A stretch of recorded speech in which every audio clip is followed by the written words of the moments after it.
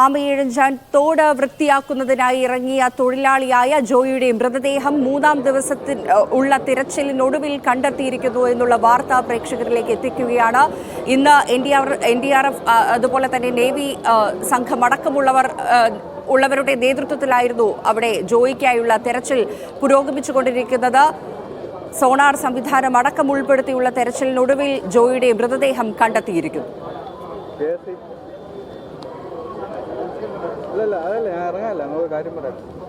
ഷിജോ കുര്യൻ വിവരങ്ങൾ നൽകാൻ ചേരുന്നു. ഷിജോ, ജോയിയുടെ മൃതദേഹം കണ്ടെത്തിയെന്നുള്ള വാർത്തകൾ വരുന്നു, വിവരങ്ങൾ. ഫാരിഷ, 3-ാം ദിവസമാണ് ജോയിയുടെ മൃതദേഹം കണ്ടെത്തിയത്. പഴമങ്ങാടി തകരപ്പറമ്പ് റോഡിൽ ആണ് ഈ മൃതദേഹം കണ്ടെത്തിയത്. തകരപ്പറമ്പ് ചിത്ര ഹോമിന്റെ പുറകിലെ കനാലിലാണ് മൃതദേഹം കണ്ടെത്തിയത്. ആ തകരപ്പറമ്പ് ചിത്ര ഹോമിന്റെ പുറകിലെ കനാൽ എന്ന് പറയുമ്പോൾ ആമയിഴഞ്ചാൻ തോട് ഇതുവഴി പോകുന്ന ആ വഴി തന്നെയുള്ള കനാലിലാണ് ഈ മൃതദേഹം ഇപ്പോൾ കണ്ടെത്തിയിരിക്കുന്നത്. നേരത്തെ തന്നെ ഫയർഫോഴ്സിന്റെയും സ്കൂബ സംഘത്തിന്റെയും സമാന്തരമായിട്ടുള്ള തിരച്ചിൽ ഈ പാർവതി പുത്തനാറിന്റെ വിവിധ ഭാഗങ്ങളിൽ ഉണ്ടായിരുന്നു. വഞ്ചിയൂർ മുതൽ പാർവതി പുത്തനാറിന്റെ വിവിധ ഭാഗങ്ങളിൽ ഈ റെയിൽവേ ഗേറ്റിന് സമീപത്തു നിന്നുള്ള ഇതിന്റെ മറ്റ് സമാന്തരമായ ഭാഗങ്ങളിൽ സ്കൂബ സംഘത്തിന്റെയും ഫയർഫോഴ്സിന്റെയും പരിശോധന നടന്നു വരികയായിരുന്നു. അതിനിടയിലേക്കാണ് നേവി ഈ ജോയി അപകടത്തിലുള്ള സ്ഥലത്ത് പരിശോധന നടത്തിയത്. എന്നാൽ അതിന് തൊട്ടപ്പുറത്തായിട്ട് ഇതിനോട് ചേർന്ന് ഏതാണ്ട് 1 കിലോമീറ്റർ ചുറ്റളവിൽ തന്നെയാണ് ജോയിയുടെ മൃതദേഹം ഇപ്പോൾ തകരപ്പറമ്പിലെ ചിത്ര ഹോമിന്റെ അടുത്ത് തന്നെയുള്ള കനാലിൽ നിന്ന് കണ്ടെത്തിയിരിക്കുന്നത്.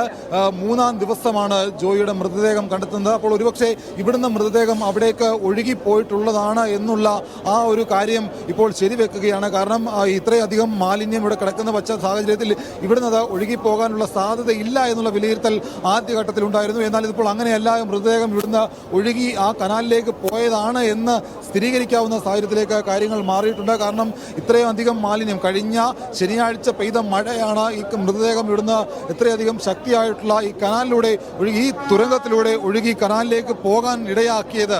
ഒരുപക്ഷെ അത്രയും അധികം ഒഴുക്കില്ലായിരുന്നുവെങ്കിൽ ഒരുപക്ഷെ ജോയിയെ രക്ഷപ്പെടുത്താമായിരുന്നു. പക്ഷേ കഴിഞ്ഞ ദിവസം തിരുവനന്തപുരത്ത് പെയ്ത ശക്തിയായിട്ടുള്ള മഴ ഇതിലെടുത്തു കാണേണ്ടത് കഴിഞ്ഞ ശനിയാഴ്ച ശുചീകരണം ഇവിടെ ഉണ്ടാവില്ല എന്ന് പറഞ്ഞിരുന്നതാണ് എന്ന് കോർപ്പറേഷൻ മേയർ ആര്യ രാജേന്ദ്രൻ അടക്കം പറഞ്ഞിരുന്നതാണ്. അത്രയും ശക്തിയായിട്ട് പെയ്ത മഴ, കുത്തിയൊലിച്ചു വന്ന വെള്ളം, അതിലുണ്ടായിരുന്ന ശക്തിയായിട്ടുള്ള അടിയൊഴുക്ക്, അതിലൂടെ ജോയി ഒലിച്ചു പോയതാണ്. ജോയി പിടികിട്ടാതെ ഈ വെള്ളത്തിലൂടെ ഒലിച്ചു പോയതാണ്. അങ്ങനെ ഈ മാലിന്യത്തിൽ എവിടെ തട്ടിക്കിടന്നുകൊണ്ട് ഇപ്പോൾ അദ്ദേഹത്തിന്റെ മൃതദേഹം, ജോയിയുടെ മൃതദേഹം തകരപ്പറമ്പിലുള്ള ചിത്ര ഹോമിന് പുറകുവശത്തെ കനാലിൽ നിന്ന് മൃതദേഹം കണ്ടെടുക്കുന്നു. അപ്പോൾ നമ്മൾ ഇപ്പോൾ ഈ കാണുന്ന ദൃശ്യം തന്നെ നോക്കുക. അതായത് ഈ നാവികസേനയും സ്കൂബ സംഘവും നിൽക്കുന്ന ഈ സ്ഥലത്തെ ഈ ആമയിഴഞ്ഞ തോട്ടിലെ വെള്ളം പോലും ഇപ്പോൾ അവരുടെ അരയ്ക്കൊപ്പം ഉയർന്നിട്ടുണ്ട്. അപ്പോൾ മറ്റിടങ്ങളിൽ വലിയ മഴ പെയ്താലും ആമയിഴഞ്ചാൻ തോട്ടിൽ അതിശക്തിയായിട്ട് വെള്ളം ഉയർന്നു പൊങ്ങാറുണ്ട്. നല്ല ഒന്നാന്തരം അടിയൊഴുക്കും ഉണ്ടാവാറുണ്ട്. അപ്പോൾ അത്തരത്തിലുണ്ടായ അടിയൊഴുക്കിലായിരിക്കാം ഒരുപക്ഷെ ജോയി ഇവിടുന്ന് ഒഴുകിപ്പോയത്. അങ്ങനെ ഒഴുകിപ്പോയി മാലിന്യത്തിൽപ്പെട്ട് അദ്ദേഹത്തിന് തിരിച്ച് ഒരു വിധത്തിലും കരയിലേക്ക് കയറാനാകാത്ത വിധം അദ്ദേഹം ആ മാലിന്യത്തിൽ കുടുങ്ങിപ്പോയിട്ടുണ്ടാകാം. എന്തായാലും 3-ാം ദിവസം ജോയിയുടെ മൃതദേഹം ആമയിഴഞ്ചാൻ തോടിന് തന്നെ കൈവഴിയായിട്ടുള്ള തകരപ്പറമ്പിലെ ചിത്ര ഹോമിന് പുറകിലുള്ള കനാലിൽ നിന്ന് കണ്ടെടുത്തിരിക്കുകയാണ്. എന്തായാലും അങ്ങോട്ട് പോലീസും ഫയർഫോഴ്സ് ഉദ്യോഗസ്ഥരും സ്കൂബ സംഘവും പോയിട്ടുണ്ട്. ഏറ്റവും നിർണായകമായൊരു ദിവസത്തിലേക്കാണ് കാര്യങ്ങൾ ഇന്ന് പോയത്. ഇന്നത്തെ ദിവസം തുറന്നതുപോലും ഏറ്റവും നിർണായകമായിട്ടുള്ള ദിവസമായിരുന്നു. ജോയിയുടെ മൃതദേഹം ഇന്ന് കണ്ടെത്താൻ കഴിയണേ എന്നുള്ള ആ ഒരു പ്രതീക്ഷയോട് കൂടിയാണ് ഇന്നത്തെ സാഹചര്യങ്ങളെല്ലാം മാറിയത്. എന്തായാലും ഇപ്പോൾ ഈ സോണാർ സംവിധാനം ഉപയോഗിച്ചുള്ള ആ ഒരു തിരച്ചിൽ, ജലത്തിലെ തരംഗം, അതും ഇപ്പോൾ കൃത്യമായിട്ട് നാവികസേന സംഘങ്ങൾ പരിശോധിക്കുന്നുണ്ട്. അപ്പോൾ അതിനകത്ത് ഇവിടെ എന്തെങ്കിലും തരത്തിലുള്ള വസ്തുക്കളുണ്ടോ, അങ്ങനെ എല്ലാ കാര്യങ്ങളും, ഇതിന്റെ എല്ലാ വശങ്ങളും പരിശോധിക്കുകയാണ്. എന്തായാലും ജോയിയുടെ മൃതദേഹം തന്നെയാണ് കണ്ടെത്തിയത് എന്ന് സ്ഥിരീകരിക്കുന്നു.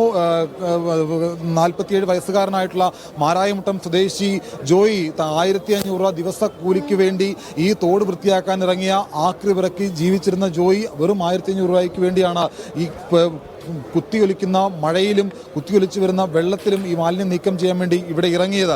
ഇനിയിപ്പോൾ ആരോപണ പ്രത്യാരോപണങ്ങളുമായി റെയിൽവേയും കോർപ്പറേഷൻ സർക്കാരും ഒക്കെ വരുമെങ്കിലും ആ ഒരു മനുഷ്യന്റെ ഈ തോട് ശുചിയാക്കാൻ വേണ്ടി ഇറങ്ങിയ ആ ഒരു മനുഷ്യൻ ഇവിടെ അദ്ദേഹത്തിന്റെ ജീവൻ ഈ മാലിന്യം നീക്കം ചെയ്യാൻ വേണ്ടി ബലി നൽകിയെന്ന് പറഞ്ഞാൽ അത്രയും അധികം തെറ്റാവില്ല. കാരണം ഇത്രയധികം മാലിന്യമാണ് ആ മനുഷ്യന്റെ ജീവൻ എടുത്തത്. അതിൽ യാതൊരു തർക്കവുമില്ല. ഇത്രയധികം മാലിന്യം ഒരുപക്ഷെ ഇവിടെ ഉണ്ടായിരുന്നില്ലായിരുന്നുവെങ്കിൽ അദ്ദേഹത്തെ ജോയിയെ 47 47-കാരനായ ജോയിയെ വീട്ടിലേക്ക് ജീവനോടെ പറഞ്ഞുവിടാൻ കഴിയുമായിരുന്നു. കാരണം ജോയി വീട്ടിലേക്ക് തിരിച്ചു വരുന്നതും കാത്ത് ശനിയാഴ്ച രാവിലെ മുതൽ വൈകിട്ട് 6 മണി വരെ ആ വീട്ടിൽ കാത്തിരുന്നതാണ്. വൈകിട്ട് 6 മണിയോടുകൂടി ജോയി തിരികെ വരുമെന്ന് പറഞ്ഞിട്ടാണ് പോയത് എന്ന് പറഞ്ഞ് ആ വൈകാരികമായി പറഞ്ഞ ജോയിയുടെ അമ്മയുടെ വാക്കുകളൊക്കെ നമ്മൾ കേട്ടതാണ്.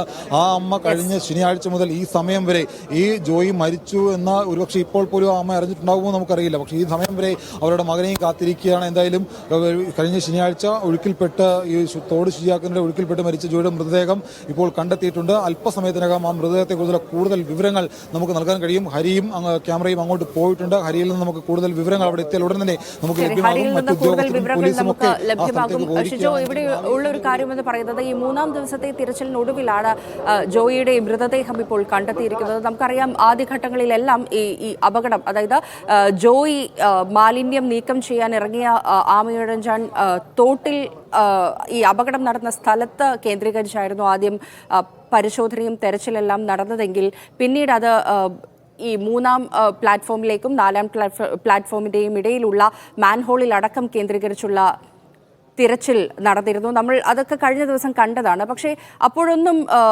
പറഞ്ഞിരുന്നില്ല, അതായത് മറ്റെവിടേക്കെങ്കിലും ജോയി ഒഴുകിപ്പോകാനുള്ളൊരു സാധ്യതയുണ്ട് എന്നുള്ള തരത്തിലുള്ള കാര്യങ്ങളൊന്നും വന്നിരുന്നില്ല. അതായത് മാലിന്യം കുമിഞ്ഞുകൂടി നിൽക്കുന്നത് നമ്മൾ ആദ്യ ദിനം തന്നെ കണ്ടതാണ്. അത്തരത്തിൽ അങ്ങനെയുള്ളൊരു സാഹചര്യത്തിൽ ഈ മാലിന്യത്തിൽ എവിടെയെങ്കിലും കുടുങ്ങിക്കിടക്കുന്നുണ്ടാകാം എന്നുള്ള സംശയങ്ങളായിരുന്നു ഉണ്ടായിരുന്നത്. പക്ഷേ ഇപ്പോൾ തകരപ്പറമ്പിലെ കനാലിലാണ് ജോയിയുടെ മൃതദേഹം കണ്ടെത്തിയെന്ന് പറയുമ്പോൾ എന്താണ് നമ്മൾ അതിൽ നിന്ന് മനസ്സിലാക്കേണ്ടത് ഷിജോ? ഫാരിഷ, അതായത് ആദ്യം ജോയി ഇപ്പോൾ നമ്മൾ ഈ ദൃശ്യങ്ങളിൽ കാണുന്ന നാവികസേനയും സ്കൂബ സംഘവും ഒക്കെ നിൽക്കുന്ന ഈ സ്ഥലത്ത് ഇവിടുത്തെ മാലിന്യം പൂർണ്ണമായി നീക്കം ചെയ്യുന്നതിന് വേണ്ടിയാണ് ജോയി ഇവിടേക്ക് വന്നിറങ്ങിയത്. ഇപ്പോൾ ഈ കാണുന്ന ദൃശ്യങ്ങളിൽ ഇവിടെ ഇത്രയും നാവികസേനാ അംഗങ്ങളും സ്കൂബ സംഘങ്ങളും ഒക്കെ നിൽക്കുമ്പോൾ ഈ വെള്ളം പോലും കാണാനാകാത്ത വിധം മാലിന്യം നിറഞ്ഞ് ഈ തോട് മൊത്തത്തിൽ വെള്ളത്തെ മൂടി മാലിന്യം കിടക്കുന്ന കാഴ്ചയാണ് ഈ കഴിഞ്ഞ ദിവസങ്ങളെല്ലാം കണ്ടത്. അത് നീക്കം ചെയ്തത് സ്കൂബ സംഘവും ഫയർഫോഴ്സും. നമുക്ക് മൂക്കുപൊത്തി മാത്രം നടക്കാൻ കഴിയുന്ന ഈ സ്ഥലത്ത് ഈ മാലിന്യം ഇത്രയും നീക്കം ചെയ്തത് ഈ പറയുന്ന ഫയർഫോഴ്സും സ്കൂബ സംഘവും ഒക്കെ തന്നെയാണ്.